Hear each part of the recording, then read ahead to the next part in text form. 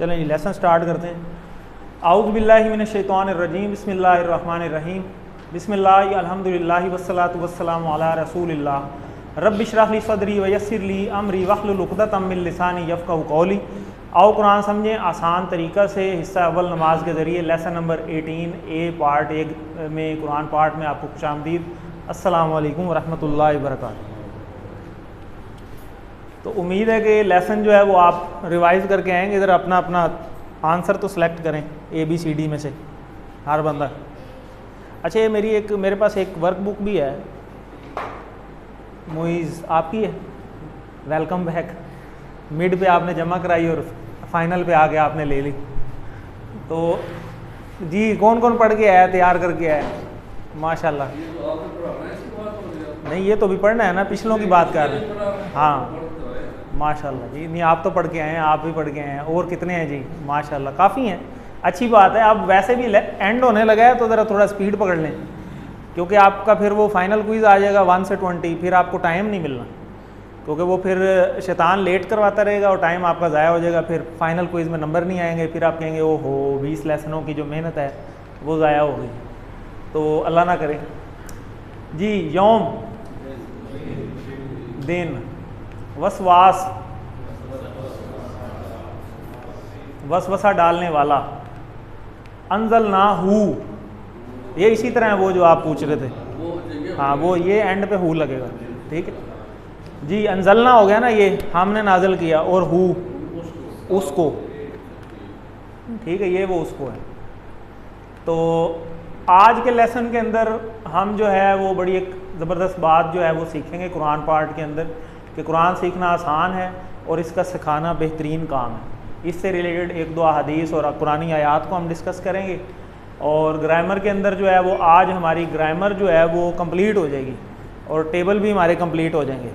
Total complete हमारी grammar part हो जाएगा। और नुकाते तालीम शौक़ की भी एक बात आज सीखेंगे हम, और 14 नए अल्फाज सीखेंगे जो कि कुरान मजीद में अप्रॉक्सीमेटली 900 बार आए हैं। और आप आज 222 अल्फाज आज के लेसन के एंड तक सीख चुके होंगे और आपकी जो बैटरी है वो 40,000 क्रॉस कर चुकी है। और यही हमारा टारगेट था कि हम 40,000 से ज़्यादा अल्फाज जो है इस कोर्स के अंदर सीख जाएंगे। तो अभी एक लेसन बाकी है 19 के अंदर हम कंप्लीट हो जाएंगे तकरीबन। हमारे वो जो अल्फाज होंगे 232 हमने सीखने हैं इस कोर्स में।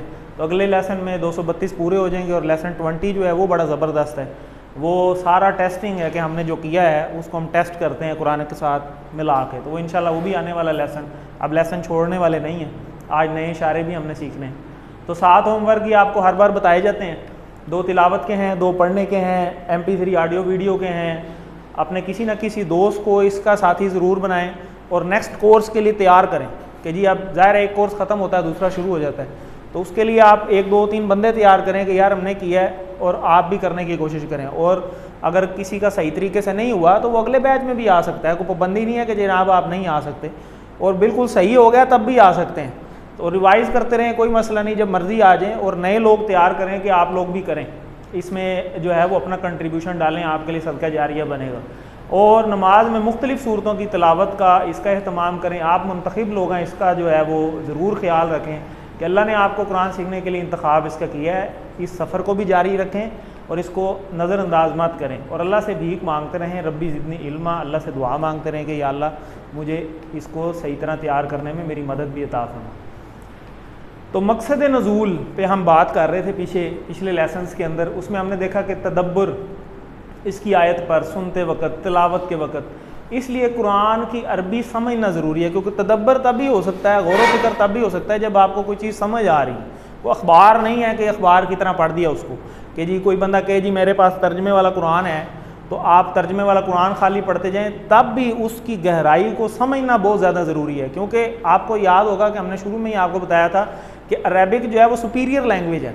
और ये ऐसे ही है जैसे आप रियाल से या डॉलरों से जो है वो रुपीज़ कन्वर्ट करवा लें, कि एक बड़ी करेंसी से आप छोटी करेंसी में जब आते हैं तो आपके पास ज़्यादा नोट आ जाते हैं। तो आपके पास ज़्यादा तरह के वो जो हैं वो मटेरियल आ जाता है, कोई 10 वाले, कोई 100 वाले, कोई कुछ।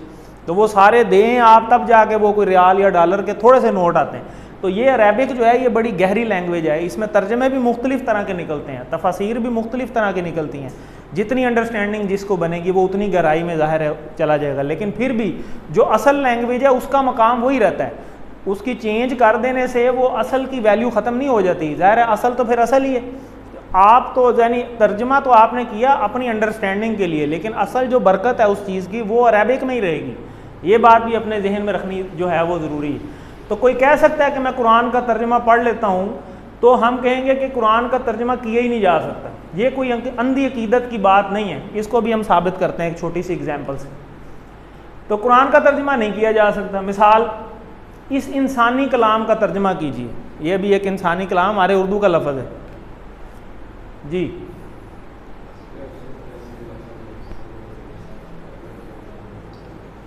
अब इसको जिस तरीके से पढ़ेंगे उस तरफ चला जाएगा। क्यों जी, हो रहा है ना, हालांकि हमारी अपनी लैंग्वेज है, तर्जमा नहीं हम कर सकते इस चीज़ का। तो इसी तरह इसको समझाने के लिए एग्जाम्पल लिखी है। तो क्या ये मुमकिन है कि अल्लाह के कलाम को आप जिस तरफ मोड़ना चाहें मोड़ लें? नहीं जी, ऐसे नहीं है। तो अरेबिक की अपनी जो है वो वर्थ उधर की उधर ही कायम है। वो बरकतें, वो उसको खाली पाड़ी देना, बेशक आपको अंडरस्टैंडिंग नहीं भी है, एक एक लफ्ज़ के ऊपर आपको 10-10 नेकी जो है वो अरेबिक में मिल रही है, उर्दू में नहीं मिल रही। ये भी बात आपने जहन में रखनी है। हाँ, तर्जमा हम कर रहे हैं उसकी बेटर अंडरस्टैंडिंग के लिए, उसकी गहराई में जाने के लिए कि अच्छा इसको हम समझें तो सही कि वाक़यात हैं क्या। जैसा कि हमने ये कोर्स किया तो हमें कितना फ़ायदा होता है, अब चीज़ देखते ही हमें नज़र आ जाती है अच्छा इधर बात जो है वो थोड़ी सी ये हो रही है। लेकिन फर्दर डिटेल में जाने के लिए ये नहीं है कि हम कुरान के साथ ताल्लुक़ छोड़ दें, वो हमें फिर भी कायम रखना वो ज़रूरी है। मतलब क्या कि आपने कुरान के 100 तर्जमे भी पढ़ लिए हों तो आपने आम मानों में कुरान नहीं पढ़ा। मसलन कलाम इकबाल भी है एक, ये भी एग्जाम्पल है। तो कलाम इकबाल में देख लें, इकबालियात पे PhDs हो रही हैं, उसकी आज तक कोई तशरीह सही तरीके से नहीं कर सका। कोई किस तरफ करता है, कोई किस तरफ ले जाता है, कोई बात को किस तरफ लेके जाता है, किसी का कोई अंदाज़ है, किसी का कोई अंदाज़ है। ठीक है, तो इस वजह से कुरान तो सिर्फ अरबी कुरान ही है, ये बात आपने जहन में रखनी है। क्यों? क्योंकि अहम नोट, सबाब से उसमें सवाब की नहीं नफ़ी नहीं होती और ना तर्जमे की कदर में कमी आती है। हम तर्जमे को फिर क्यों हमने सीखा? फिर हम तर्जमा जो है ना वो पुल का किरदार अदा करता है उसको सीखने के लिए। तर्जमा सिर्फ एक पुल है सीखने के लिए, मगर तर्जमा मंजिल नहीं है। मंजिल अरबी है। हमने तर्जमा सीखा इसलिए नहीं है कि अरबी से हम जो है वो उर्दू में कन्वर्ट हो जाएंगे, नहीं। हमने तर्जमा इसलिए सीखा है कि हमें अरबी सही तरीके से आए। बात को समझने की ज़रा ज़रूरत है। हमने अरबी सीखने के लिए तर्जमा सीखा, कुरान का तर्जमा हमने कन्वर्ट करने की कोशिश की है। हमने इसलिए नहीं तर्जमा किया कि हम उसको कन्वर्ट करके बस उर्दू में पढ़ा करेंगे, आइंदा के बाद अजान भी उर्दू में दे लेंगे, नमाज भी उर्दू में पढ़ लेंगे, ऐसे नहीं है। वो सारी चीज़ें रहनी अरेबिक के अंदर ही हैं। तो अरेबिक का जो अपना जो वैल्यू है उसको हमने जो है वो ज़ाया नहीं होने देना। हर हरफ पे ज़ाहिर है 10 नेकियाँ मिलती हैं। सूरतों और आयतों के आपको पता है हर एक के अपने अपने असरात हैं, दुआओं के अपने अपने असरात हैं। अरेबिक में नूरानी वोल्टेज जो दिल को चीर कर उतर जाती है वो भी अरेबिक के अंदर ही है। ठीक है, उसको हमने नहीं भूलना। जैसा है कि कुरान मजीद में देखें एक आयत भी है, वलक़द यस्सरनल कुरान लिज़्ज़िक्र। ठीक है, ये हम ऑलरेडी आई थिंक पढ़ भी चुके हैं। वलक़द, ओ, वा, लाम और कद, ये हम पढ़ चुके हैं। वा और अलबत्ता, तहकीक, यस्सरना हमने आसान किया, ना का इशारा आ गया। ठीक है, हमने, और यस्सर कहते हैं आसानी को, और युस्र आसानी यहाँ से निकला है, और उसर कहते हैं मुश्किल को। ठीक है, तो यस्सरना हमने आसान किया। अल कुरान, कुरान को, ठीक है, अलिफ लाम लगा हुआ है, बहुत पढ़ा जाने वाला है। और इसके नाम में भी एक मौजज़ा है, वो क्या है कि आजकल गैर मुस्लिम भी इस बात को मानते हैं कि कुरान दुनिया की सबसे ज़्यादा पढ़ी जाने वाली किताब है इंसाइक्लोपीडिया के बाद। जबकि इंसाइक्लोपीडिया और वरानिका जो ये जो चीज़ें हैं, नहीं मैं आपको बात बता रहा हूँ, मैं जो बात कर रहा हूँ उसको समझें। देखें, इसका लिखा हुआ 11वां एडिशन कुरान मजीद का कौन सा एडिशन है? कोई चेंजिंग है? वो तो रेफरेंस के तौर पे है, लेकिन मैं अगली बात बता रहा हूँ कि उसमें 11वें एडिशन में लिखी है उन्होंने बात। पहले भी तो 10 एडिशन है ना, हर साल वो तब्दीली कर रहे हैं, अपनी रिसर्च के अकॉर्डिंग कर रहे हैं ना। जी कुफार की रिसर्च है ये, इंसाइक्लोपीडिया मुसलमानों की तो नहीं है। आप मुझे बताएं कुरान का कौन सा एडिशन है? तो ये भी तो एक मौजज़ा है कि नहीं है? जैसे मैं आपको पहले भी क्लासों में मैट्रिक की किताब की एग्जांपल दे चुका हूँ कि मेरे पास अगर मैट्रिक की किताब या FSC की मौजूद हो और आजकल के किसी बच्चे को मैं कहूँ यार मेरे से किताब फ्री ले लो, मेरे पास FSC की किताब पढ़ी है, वो लेगा? वो कहेगा नहीं, किताबें तो चेंज हो गई हैं, हमने तो लेटेस्ट किताब से पढ़ना है। क्योंकि ऐसे ही होता है ना। तो कुरान देखें वो कितनी बड़ी अल्लाह की हिकमत, और सबसे बड़ी निशानी तो ये है कि कब से है और क़यामत तक यही चलना है, कोई नबी भी नहीं आना। जब तक क़यामत नहीं आती ज़ाहिर है यही किताब चलनी है, यही वाली चीज़ें चलनी हैं। तो अब तो 11वें एडिशन में आके वो उन्होंने खुद लिख दिया है कि जनाब यही सबसे बड़ी जो है वो किताब है, कुरान मजीद सबसे ज़्यादा पढ़ी जाने वाली दुनिया की किताब है। फिर ये वाहिद किताब है जो हिफ्ज़ हो जाती है, और कोई आप 6ठी क्लास का वो जो होता है ना इंग्लिश की बुक, आप उसको भी नहीं हिफ्ज़ कर सकते। ये भी एक मौजज़ा है। क्यों? क्योंकि ये यहाँ लिखा हुआ, हर लिहाज से आसानी है, समझने के लिहाज से, पढ़ने के लिहाज से, रटने के लिहाज से, जिस भी लिहाज से आप ले लें। हमारी लैंग्वेज नहीं है उर्दू और सॉरी अरेबिक, तो हम फिर भी पढ़ लेते हैं। और हमारी लैंग्वेज नहीं है, कितने ज़्यादा हफ़ाज़ कराम, कितने मदरसे तो सिर्फ पाकिस्तान के अंदर ही हैं, कितने हफ़ाज़ कराम हैं।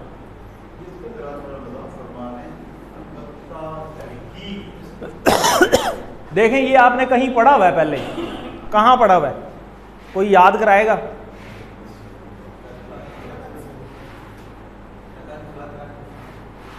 लक़द खलक़ना, वो तो हमने पढ़ा नहीं ना इस कोर्स में। कद कामत इस्सला पढ़ा है आपने?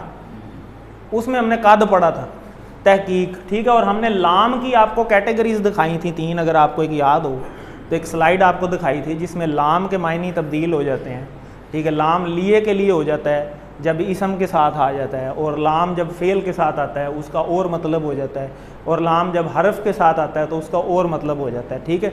एक इसका मतलब ताके में भी आता है, ठीक है, और एक इसका मतलब अलबत्ता में भी आता है जब ये हरूफ के साथ आए। अब ये कद हरूफ है, हरूफ में से है, तो जब हरूफ के साथ आता है तो ये लाम का मतलब हो जाता है अलबत्ता, तहकीक, यानी जोर दिया जा रहा है, यकीनन यही बात है, यानी 100% यही बात है।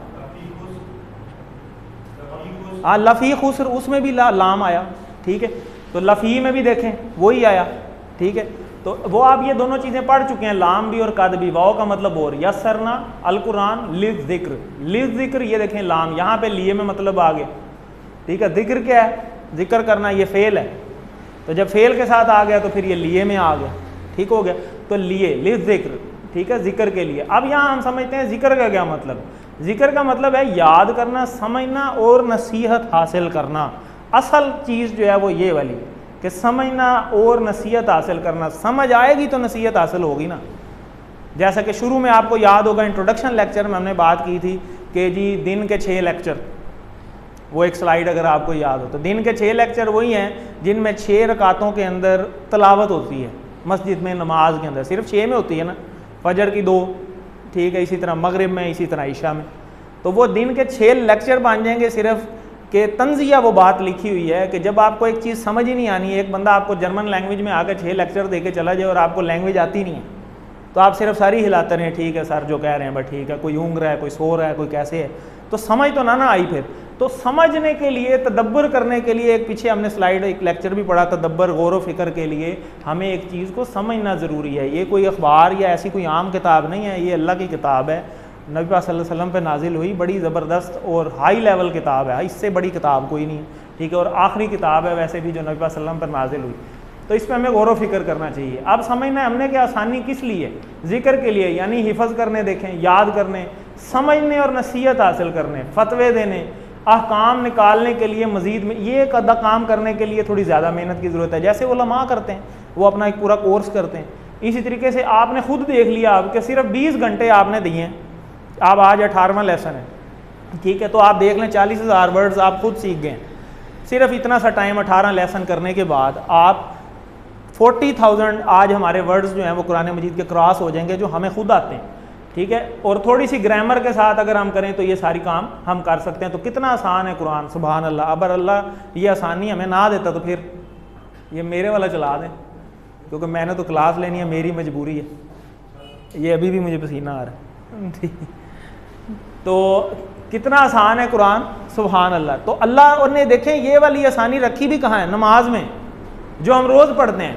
अगर हमें इसके लिए कोई 5-10 सूरतें याद करनी पड़ती होती, फिर सूरह फ़र्ज़ करें सूरह बकरा आपको याद करनी होती, और फिर जाके आपके ये 40,000 अल्फाज पूरे होते, फिर कितनी मुश्किल होती, 250 पारों पे है वो।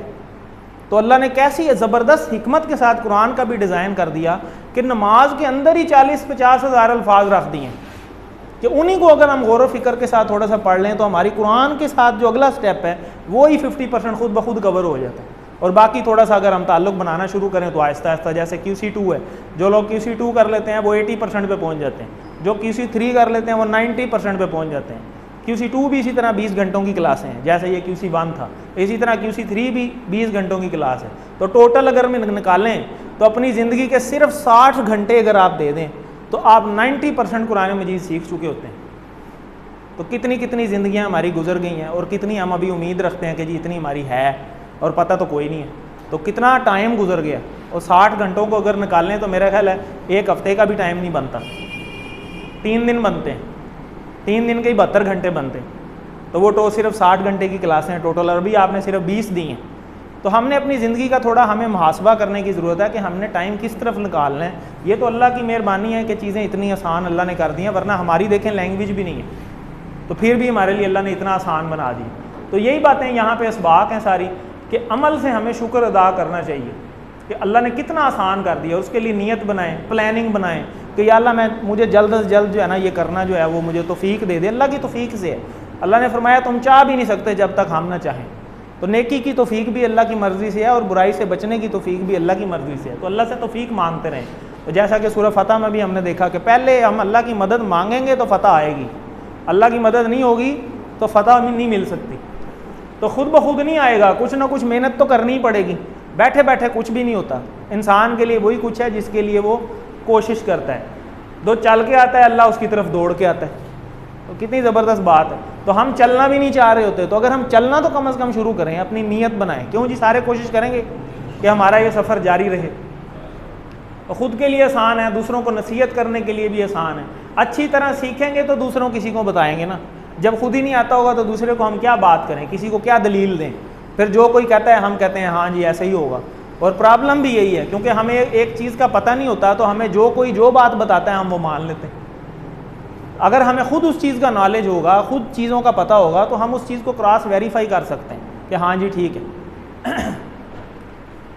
तो इसको एक बार देख लें। वालक़द यस्सरनल कुरान लिज़्ज़िक्र। वाह यहाँ लाम का मतलब अलबत्ता है, कद का मतलब तहकीक, यानी 2 दफ़ा जोर दिया कि बात को यस्सरना के अल्लाह ताला फरमा रहे हैं कि हमने कुरान को आसान कर दिया जिक्र के लिए। ठीक है, जिक्र का आपने देख लिया कि क्या 2 मीनिंग निकलते हैं। यस्सरना जी हमने बनाया आसान। जिक्र के 2 मायने कौन से, सबक लेना और याद करना। तो न सिर्फ आसान बल्कि बेहतरीन काम भी है। तो ये वाली हदीस तो हम शुरू से ही पढ़ते आ रहे हैं। तो खैरुकुम मन तअल्लमल कुरान व अल्लमहु, बुखारी शरीफ की हदीस है कि तुम में से बेहतरीन वो है जो कुरान सीखे और सिखाए। तो कितनी ज़बरदस्त बात है कि अल्लाह ताला, हदीस तो ज़ाहिर है वही चीज़ है जो नबी पाक सल्लम वही कुछ कहते थे जो ऊपर से हुक्म होता था अल्लाह ताला की तरफ से। जो नबी पाक सल्लम ने फरमा दिया वो 100% है। तो कितनी ज़बरदस्त 100% बात है कि तुम में से बेहतरीन वो है जो कुरान सीखे और सिखाए। और आप इस टाइम कुरान सीखने की क्लास में बैठे हैं। दुनिया में कितनी यूनिवर्सिटीज़ हैं, काउंट करें ज़रा, आप काउंट भी नहीं कर सकते। कितने स्कूल हैं, कितने कॉलेजेस हैं, ये सिर्फ सरगोदे के नहीं काउंट होते, सिर्फ कितने हर गली मोहल्ले में तो स्कूल है। तो कितने उसके स्टूडेंट होंगे, कितनी क्लासें होंगी। उन सारी क्लासों को ज़रा अपने जहन के अंदर इमेजिन करें और फिर इसको पढ़ें कि अल्लाह ताला क्या, नबी पाक सल्लल्लाहु अलैहि वसल्लम का फरमान है कि फ़रमान क्या है कि तुम में से बेहतरीन वो है जो कुरान सीखे। कि आप जिस क्लास में इस टाइम बैठे हैं ये दुनिया की इस टाइम बेस्ट क्लास है। क्यों? क्योंकि आप कुरान की क्लास में बैठे हैं। उन सारी यूनिवर्सिटीज़, उन सारे कॉलेजेस, उन सारे स्कूल्स को फ़िल्टर आउट करके ये जो कुरान बंदा सीख रहा है वो सबसे बेस्ट है। ये हदीस का मफ़हूम है। तो वैसे भी अल्लाह ताला ने इकराम किया सीखने वाले का, कि सीखने वाले का जिक्र पहले आ रहा है और सिखाने वाले का बाद में जिक्र आ रहा है कि सीखते रहना चाहिए। इसको ये नहीं समझना चाहिए कि बस आ गया तो बस ख़त्म है, नहीं। हमेशा सीखने वाला जो आपका जो प्याला है ना, जैसे मैं एग्जांपल देता हूँ तो एक गिलास की, कि एक गिलास के अंदर पानी भरना हो ना, तो अगर वो पहले ही भरा हुआ है तो आप उसमें मज़ीद डाल सकते हैं, वो तो बाहर ही गिरेगा। तो सीखने के लिए पहले अपने दिमाग को थोड़ा खाली करना पड़ता है कि वाकई मुझे सीखना चाहिए। अगर आप पहले से सोच के बैठे हैं क्लास के अंदर, किसी भी माहौल के अंदर कि यार मुझे तो पहले ही आता है, इन्होंने मुझे क्या सिखाना है, तो फिर वो जो भी सिखाएगा ना वो बाहर ही गिरेगा, क्योंकि आप पहले अपना गिलास फुल करके बैठे हैं। इसलिए इसको हमेशा से ज़हन में रखना चाहिए कि हमेशा सीखता बंदा तब भी है जब अपने अंदर थोड़ी तलब पैदा करता है, थोड़ी जगह बनाता है कि नहीं मुझे सीखना चाहिए।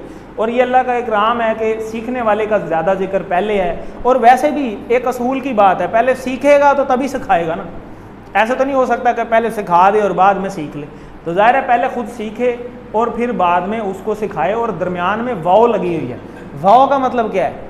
और ये ऐसे ही है जैसे सूरह असर में आपने देखा ना, वहाँ 3 वाव लगी हुई थी 4 कामों के दरमियान, ठीक है। तो यहाँ पे भी वाव है, इसका मतलब है कि ये दोनों काम करने हैं। आओ नहीं है अलिफ वाव, अलिफ वाव आओ लगाओ तो उसका मतलब होता है या। जैसे पेपर में आया था ना सवाल भी, ये कर लें या फिर ये कर लें, तो ऑप्शन नहीं है हमारे पास, ये दोनों काम करने हैं। सीखना भी है और सिखाना भी है, फिर आप बेस्ट बनेंगे। जैसे माशाल्लाह आप 18 क्लास में पहुंच गए, तो 18th क्लास में आप माशाल्लाह बहुत कुछ आप सीख चुके हैं। तो कोशिश करें, ज़हन में अभी से नियत बनाएं कि जी मैंने ये सीखना भी है और मैंने ये दूसरों तक पहुंचाना भी है। कम से कम अपनी फैमिली का जो है वो एक ज़िम्मेदारी उठाएं कि मैं फैमिली तक तो ये बात कम से कम ज़रूर पहुंचाऊं। और जो आगे मज़ीद भी सिखाना चाहते हैं उनको हम ट्रेनिंग भी दे सकते हैं। लास्ट स्लाइड एक याद होगा आपको, आती होती है टीचर बनिए, तो उसमें हम लिखते हैं कि अगर आपको ट्रेनिंग चाहिए, जैसे ये मेरे साथ हैं, इन्होंने किया, वो कर रहे हैं, मैंने भी कभी सीखा, अब मैं सिखाने वालों में आ गया हूँ। तो जब आप सिखाते हैं तो मज़ीद लर्निंग होती है। लोग क्वेश्चन करते हैं, नए नए सवाल करते हैं। हो सकता है हमने उस एंगल से ना सोचा हो जिस तरह कोई एक बंदा सोच रहा होता है, तो उस तरह हमें भी सीखने को मिलता है। तो सीखने वाला सिलसिला जो है वो ख़त्म नहीं होता। ये इशारा आप ऑलरेडी पढ़ चुके हैं, कुम, हु, हुम, का, यी, कुम, ये आप सब, ठीक है। तो खैर का मतलब बेहतरीन, तुम में से बेहतरीन, ठीक है। मन होता है वैसे कौन, ठीक है। और यहाँ पे इसका मीनिंग है जो, वो है जो, इसके 2 मतलब होते हैं। और ताल्लमा, ताल्लमा ये कहीं पढ़ा हमने? हाँ नहीं पढ़ा, अभी नहीं पढ़ा, ये QC3 में आया। ताल्लम अल कुरान, सीखना, कुरान सीखे। वैसे ये स्लाइडों में भी नीचे आ रहा होता है, अल्लिम, नीचे छोटा सा लिखा होता है अल्लिम, अल्लिमु, ठीक होता है। ये वो ये वाला है अल्लामा, वा और अल्लामा, और हु आपको पता है ये वाला इशारा है उसे, ठीक है। तो इसका खुद से तर्जमा करने की कोशिश करें। तुम में से बेहतरीन वो है जो कुरान सीखे, वा और सिखाए उसको। किसको, किसको सिखाना है? दूसरों का जिक्र है किसी कहीं पे, ठीक है, उसको सिखाए, ठीक है। किसको सिखाए? कुरान की बात हो रही है। कुरान की जगह पे ये हुआ है कि कुरान को सीखे और कुरान को ही सिखाए। हु यहाँ पे वो उसको रिप्लेस किए, ठीक है।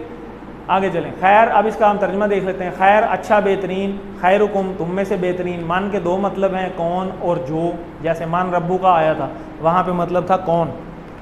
तो इसी तरह खैरुकुम मन तअल्लम अल कुरान, जब दरमियान में आ गया तो यहाँ पे मतलब जो हो जाता है। जैसे इंग्लिश में I am the one who, ठीक है। तो अगर हु शुरू में आ जाता है तो और मतलब हो जाता है, और दरमियान में आता है तो उसका मतलब जो हो जाता है। तो इंग्लिश में भी इसी तरह चेंजिंग आती है। तो तअल्लम अल कुरान, तअल्लम सीखा, और अल्लमा कहते हैं सिखाया। जैसे हम नीचे कई दफ़ा स्लाइड में आ भी जाता है अल्लिम, सिखाइए, यानी उसका मतलब होता है कि एक दूसरे के साथ प्रैक्टिस कर लें या यहाँ पे रिपीट करवाने की कोशिश करें। तो अल्लामा हु, उसको, ठीक है, कुरान को। यानी तर्जुमा क्या है कि यानी ख़ुद भी सीखें और उसको सिखाएं भी, दूसरों तक पहुँचाएँ भी। तो ये इसबाक हमने काफ़ी डिस्कस भी कर ली हैं, तो इसको हम थोड़ा सा देख लेते हैं कि अब तक आप सैकड़ों क्लासेस वाली बात हो गई, तो कितनी क्लासें चल रही हैं, और उसमें देखें आप बेहतरीन क्लास में इस टाइम बैठे हुए हैं, क्योंकि एज़ पर हदीस ये मफहूम के मुताबिक, और ये तो 100% गारंटी है कि ये बात ठीक है। तो पहले तालिब इल्म का जिक्र है, ये इकराम है उसका। अल्लाह की किताब का इल्म ख़त्म नहीं हो सकता, इसलिए हर शख्स को इसको सीखते रहना चाहिए, इन टच रहना चाहिए। बेहतरीन शख्स वो है जो ये दोनों काम करे, सीखे और सिखाए। सीखने तक महदूद नहीं, इसी वक्त नियत कर लें कि हम इसको सिखाएंगे, और 2 नाम कोई सोचें अभी अभी अपने जहन के अंदर कि हम इन 2 बंदों को इंशाल्लाह ज़रूर सिखाएंगे। अभी सोचें, मैं आपसे पूछता हूँ, हर बंदा अपने जहन में 2-2 नाम लेके आए कि इस बंदे को मैंने जो है वो सिखाना है। जी आगे चलें। नियत जो है वो अल्लाह ताला बेहतर जानता है, तो आप नियत करें आगे सिखाने की, इंशाल्लाह जो है वो ये सिलसिला चलता रहेगा। सिर्फ नाजरा कुरान नहीं बल्कि फ़हमुल कुरान सीखिए, आगे कुरान में गौर करना सीखिए, तफसीर उठा लें। तर्जमा आपको 50% खुद करना आ गया है, तो तर्जमा वाला कुरान उठा लें, खुद तर्जमा करें, नीचे देखें, वेरीफाई करें, अच्छा मैंने ठीक किया है, क्या गलती है, कहाँ आपकी लर्निंग बढ़ती जाएगी, आपकी वोकैबलरी बढ़ती जाएगी, नए नए लफ्ज़ आपकी जो है वोकैबलरी में एंटर होते जाएंगे। नियत पूरी, कोशिश कीजिए इस सिलसिला को छोड़ेंगे नहीं। क्यों जी, क्या ख्याल है, छोड़ देना चाहिए या कंटिन्यू रखना चाहिए?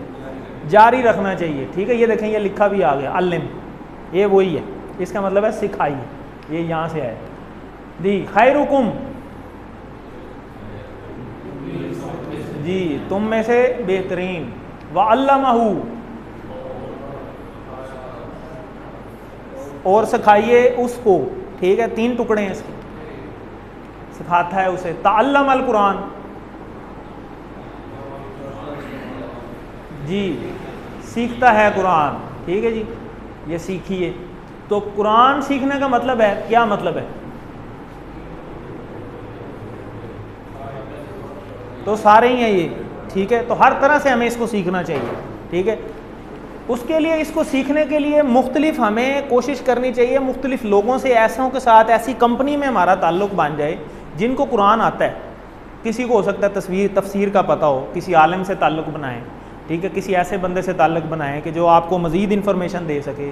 कोई हदीस का किसी पास इल्म है, आप उसके साथ ताल्लुक़ बना के रखें, ठीक है। जैसे दुनिया के हम सारे ताल्लुकात बनाने की कोशिश करते हैं ना, जी मेरा फ़लाने के साथ ताल्लुक़, फ़लाने के साथ, फ़लाने के साथ, वो तो दुनियावी हद तक है। तो कुरान सीखने के लिए भी आपको मुख्तलिफ आपके ताल्लुकात होने चाहिए।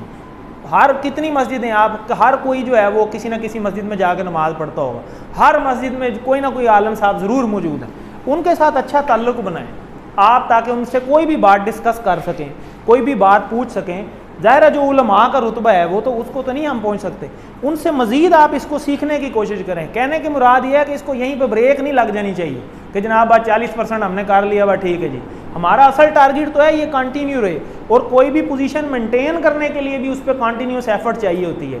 अगर आप उसको वहाँ पे छोड़ देंगे तो वो ये नहीं है कि वो 40,000 सिर्फ रहेगा, वो 40,000 से भी नीचे आना शुरू हो जाएगा, अल्लाह ना करे। अगर आप उसकी मेहनत छोड़ देंगे तो उतनी तो ज़रूर करते रहें कि वो कम से कम वो मेंटेन रहे। जैसे हमने एक आपको याद रखने का फार्मूला भी बताया कि कैसे 24 घंटे के बाद वो 70% उड़ जाता है, कैसे वो जनाब 1 दिन के बाद उड़ जाता है, कैसे महीने के बाद उड़ जाता है। तो हम इन टच रहेंगे तो वो कम से कम वो जो है ना इंटैक्ट ज़रूर रहेगा।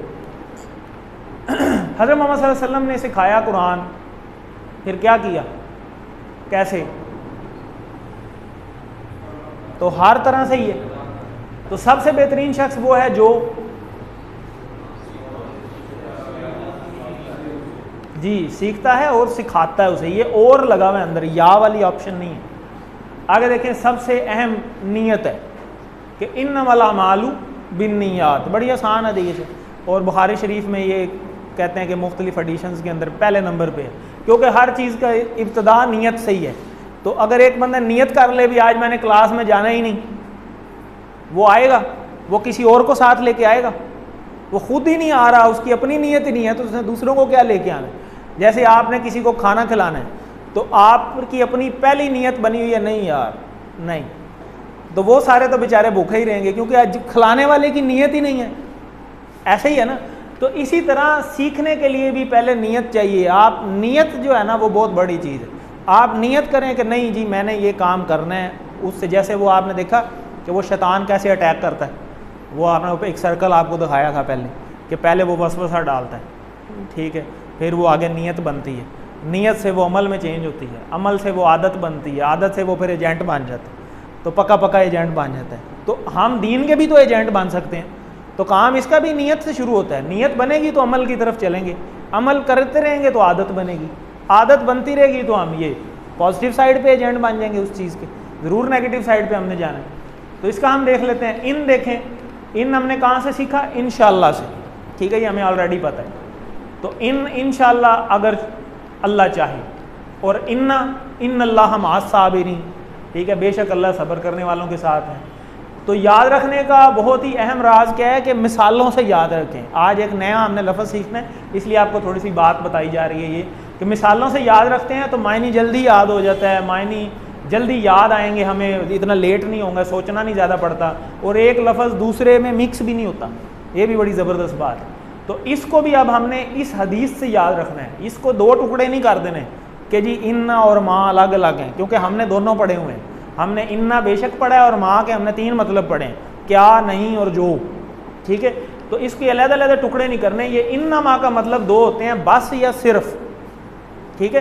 तो बस या सिर्फ, तो यहाँ पे मतलब सिर्फ ये है, और इसको आपने याद रखना किससे? इन्नमल अमालु बिन्नियात। इसी बहाने आपकी एक हदीस भी तैयार हो जाएगी। इन्नमल अमालु बिन्नियात, इसके क्या करने हैं? टुकड़े नहीं करने, ठीक है। ये क्विज़ में इस तरह के क्वेश्चन आ जाते हैं, कन्फ्यूजन वाले, स्पेशली फाइनल क्विज़ के अंदर।